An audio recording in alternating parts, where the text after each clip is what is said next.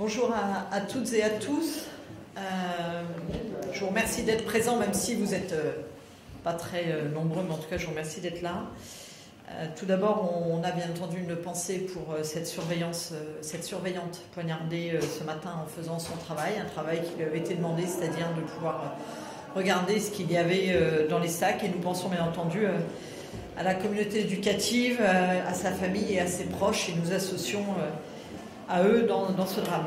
Ceci doit, pour moi, nous interroger sur notre jeunesse et les moyens à mettre sur ceux qui feront la France de demain. Quand j'ai les moyens à mettre, c'est peut-être moins de répressif, comme on l'entend depuis plusieurs semaines, mais peut-être un peu plus sur l'éducatif, le préventif, le soutien à la parentalité, bref, tout ce qui devrait être en soutien de cette jeunesse pour qu'elle puisse grandir dans de bonnes conditions. Ensuite, je vais vous parler de notre actualité au niveau du MODEM. Nous avons eu une niche il y a quelques mois et à l'issue de cette niche, un certain nombre de textes avaient été votés, 5. Et en tout cas, notre niche pour nous a été plus que bénéfique puisque nous avons le texte de loi de Hubert Ott sur les friches viticoles qui a été adopté conforme la semaine dernière à l'Assemblée nationale, donc qui va pouvoir répondre à un besoin pour les viticulteurs et donc qui va bientôt être mis en place. La PPL portée par notre collègue Jean-Charles Carlier sur les pompiers a été adoptée au Sénat. La navette va revenir vers nous, on espère que ça va pouvoir aboutir très vite car le texte sorti du Sénat nous convient assez dans l'ensemble. Et puis nous avons également tout ce qui était démarchage téléphonique, vous avez vu, qui est repris dans le texte antifraude.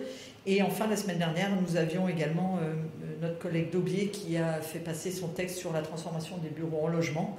Sans oublier, bien entendu, notre collègue Cosson, où ça va continuer au Sénat. Donc vous voyez, nous avions une niche qui était peut-être pas, comme on pouvait l'imaginer aussi, j'allais dire, qui appelait à autant de débats que les autres, mais qui était utile et qui avance. Dans le cadre de ce que nous sommes capables de faire en tant que MODEM et de porter, notre collègue Philippe Vigier, rapporteur du projet de loi Mayotte qui arrive en commission cet après-midi, qui à force de travail se dessine un accord quasi unanime avec les 4 autres rapporteurs. Et donc nous soutenons bien entendu notre collègue car Mayotte en a besoin des 4 piliers qui font ce texte de loi et que tous les rapporteurs, malgré leurs différences politiques, arrivent à converger est plutôt une bonne mesure. Après, pour être dans l'actualité, on a beaucoup parlé du détricotage cette semaine des mesures écologiques. Comme vous le savez, le MODEM avait mis plusieurs bémols sur la suppression des ZFE comme il y a pu avoir la semaine dernière. Nous voulions éviter surtransposition, mais que du coup Lyon et Paris puissent rester en ZFE. Sur le ZAN, bien entendu, on continue à retirer. Et puis, on a certains collègues qui veulent réintroduire la totalité des néonicotinoïdes. On voit bien effectivement qu'il y a un sujet. Et en tout cas, nous ne portons pas ces sujets-là et nous souhaitons eh bien, que l'on continue à travailler sur l'écologie. D'ailleurs, on a des collègues très engagés. On a en ce moment un sommet sur les océans et je tiens à saluer les investissements de nos collègues Pain et Bolo sur ces sujets-là. Il est important pour notre planète que nous continuions à agir sur l'écologie, bien entendu, et bien entendu sur la partie MaPrimeRénov'. Pour être continuellement dans notre territoire, on se rend compte qu'il y a effectivement des fraudes massives, fraude bien entendu au prix, mais aussi fraude sur les travaux qui sont effectués et qui a nécessité à repenser le dispositif. On pense que partir sur un prix global moyen, comme ça peut se faire par exemple en Allemagne, pourrait être une des solutions et on espère qu'on va pouvoir arriver à quelque chose qui permette de continuer les rénovations énergétiques parce qu'on en a besoin, mais tout en étant sûr que le prix payé est le juste prix et surtout que les travaux soient conformes parce qu'aujourd'hui ce n'est pas toujours le cas. Et puis je ne peux pas passer à côté de cet anniversaire de la dissolution. Pas pour se plaindre de cette dissolution, mais bien sûr, il y a plus d'instabilité, mais cette instabilité n'est pas forcément due au président de la République, elle est surtout due à une Assemblée nationale et des députés qui sont incapables de travailler les uns avec les autres, qui restent dans leur dogme politique et qui ne permet pas, bien entendu, un travail consensuel. Et quand on voit l'instabilité, c'est aussi le reflet dans notre société, quand on voit que les courants politiques sont perdus, comme la gauche qui vote la suppression des ZFE, donc une mesure de droite, ou la droite qui vote des mesures de gauche, comme par exemple en faisant peser des contraintes supplémentaires de jours d'absence au niveau des entreprises, on voit bien qu'on ne peut que perdre nos concitoyens quand les courants politiques ne portent pas les sujets sur lesquels on devrait les attendre. Voilà pour cette introduction. Je salue Erwan qui nous a rejoint pile poil pour les questions, donc je vous laisse bien entendu la parole. À moins qu'il n'y ait pas de questions. Tu restais manger des pâtes de fruits avec du sang. Non, parce que la question a déjà été posée aux autres groupes. Est-ce que vous avez été consulté pour le budget, la préparation du budget? Alors, nous au MODEM, on fait un travail interne depuis quelques mois. Vous l'avez d'ailleurs indiqué, tout comme on fait un travail interne sur la réforme de l'Assemblée nationale. Nous avons des propositions, nous avons échangé avec Amélie de Montchalin il y a peu, et donc nous sommes invités, comme tout le monde, à la fin du mois pour discuter des mesures que nous pourrions porter au niveau du budget. Donc nous discutons avec eux, et nous continuons aussi à travailler de notre côté pour être force de proposition, car ce budget est un enjeu crucial pour les mois à venir, et j'espère, comme je le disais à l'instant, que les députés feront autre chose que ce qu'ils font d'habitude, c'est-à-dire si vous soutenez le gouvernement, vous êtes pour, et si vous ne soutenez pas le gouvernement, vous êtes contre. Si on pouvait changer un petit peu de scope et se dire que si ce qui est dedans peut convenir à la majorité, peut-être qu'on peut l'adopter, parce que je pense qu'on peut avoir un budget qui convient au plus grand nombre. Bien sûr, il faudra que chacun fasse des concessions, on ne pourra pas avoir le budget qui nous convient totalement, mais à un moment, il nous faut trouver le meilleur budget pour les Français, pour accompagner, et j'en parlais juste à l'entrée, mais un budget qui puisse par exemple accompagner la jeunesse plus, mais aussi en l'accompagnant en préventif, en éducatif, mais tout aussi en l'accompagnant pour qu'elle n'ait pas une dette trop lourde à porter à l'avenir et qu'elle ait envie de s'engager pour notre pays à l'avenir. C'est aussi important. Et donc chacun devra faire des efforts. Je pense que c'est important. Depuis trop longtemps, on choisit et on dresse, j'allais dire, les uns contre les autres. Là, il faut que tout le monde soit mis à contribution suivant les dispositifs. Et je pense que c'est le meilleur moyen de faire passer les textes. Mais oui, nous sommes régulièrement en échange avec la partie de Bercy, bien entendu. Et vous dites donc que vous serez consulté à la fin du mois avec les autres groupes et partis politiques, parce qu'eux nous disent qu'ils n'ont pas de nouvelles, qu'ils attendent le 14 juillet, enfin qu'ils semblent qu'ils n'auront des infos que le 14 juillet. Vous savez que vous êtes convoqués, et eux aussi. Vous avez... La fin du mois, donc c'est fin juin. Bien sûr, oui.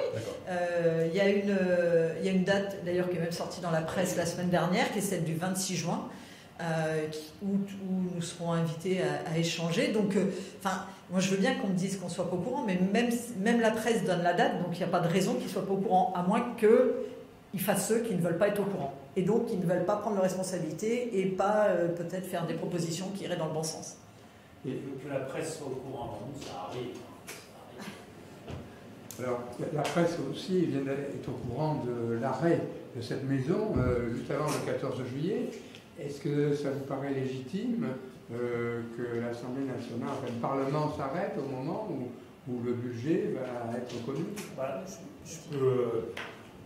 C'est à peu près comme tous les autres années. Enfin, cette année, on va même avoir des orientations, à mon avis, qui sont même un peu plus précoces qu'à d'autres moments. Donc, pour moi, il n'y a rien de surprenant. Généralement, les années, on va dire avant la dissolution, le budget, le travail parlementaire, il commençait à peu près fin août, début septembre. Il y avait quelques orientations avant, mais comme on va avoir aujourd'hui, donc il n'y a rien de surprenant. Bon, voilà. Enfin, ça me semble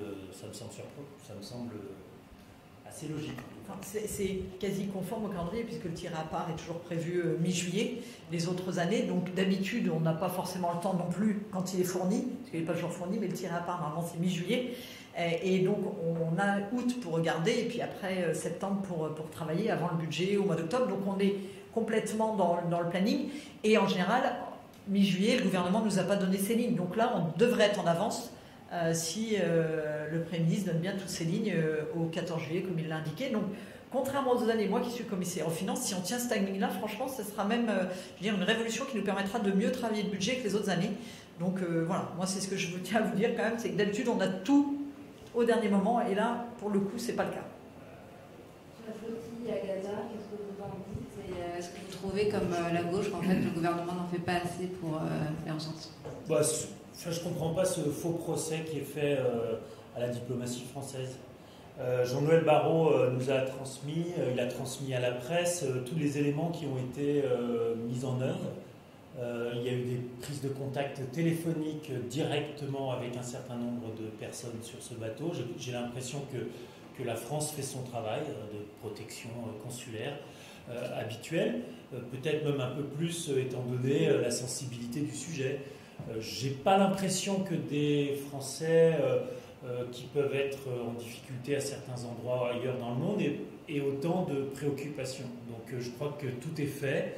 Il y a un certain nombre des ressortissants français qui ont dit souhaiter la protection consulaire. Certains ont souhaité repartir immédiatement. D'autres, je n'ai pas tout à fait compris pourquoi, préfèrent attendre un jugement sur place.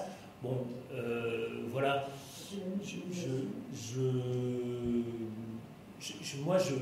C'est très bien d'alerter, nous, notre groupe politique, sur la question de la Palestine. On a toujours été en alerte. Rappelez-vous du discours de Jean-Louis Bourlanges, le 8 ou 9 octobre. Hein.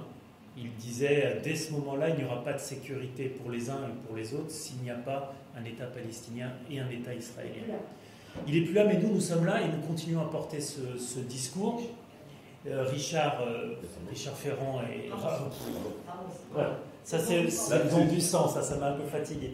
Richard Ramos est président du groupe d'amitié France-Palestine, enfin notre groupe et notre famille politique dans sa généralité a toujours été en soutien sur cette idée d'avoir deux États et de la construction d'une paix. Une fois qu'on a dit ça, cette mission médiatico-humanitaire, parce que j'ai quand même l'impression qu'il y a autant un volant médiatique qu'un volant humanitaire, parce que si vous faites... moi, je suis pour le développement des cargos à voile, hein, ils sont construits dans ma circonscription, mais enfin, je n'ai pas l'impression que le cargo c'est pas un cargo, le voilier, hein, et l'humanitaire qui était on va dire, anecdotique, symbolique, mais les symboles ont un sens, effectivement. Donc, voilà, je crois que tout est dit sur cette histoire. Maintenant, vas-y, rajoute. On voit bien en plus, enfin, moi j'ai même peur que ce soit contre-productif par rapport à la mission qui s'était donnée, puisqu'on voit bien aujourd'hui que la France porte une voix qui est décriée par Israël, par la voix du président de la République. Et là, en fait, on envoie un bateau qui de toute façon n'aurait jamais cassé le blocus comme ils disent, mais qui peut, à mon avis, même poser encore plus de difficultés entre la France et Israël et être contre-productif au niveau des efforts diplomatiques. Je vous rappelle que la diplomatie, c'est du temps long, on peut le regretter certes, mais c'est comme ça, et il n'y a que comme ça qu'on avancera. Donc voilà, Erwan l'a très bien dit, c'est un coup médiatique très bien, mais j'ai peur que le coup médiatique se transforme en quelque chose d'encore plus compliqué pour la France et que ça aille à l'encontre de ce qu'on souhaite, comme l'a répété Erwan, c'est à terme d'avoir la reconnaissance de l'État palestinien. Donc attention à ce qu'on fait, à ne pas, j'allais dire, nous-mêmes aller contre ce qu'on veut faire dans ces moments-là. Est-ce que vous avez une dernière question, parce qu'après c'est là ou pas? Ouais, non, c'est bon. On va essayer après. N'oubliez pas, donnez votre sang quand vous pouvez le faire. Merci à vous.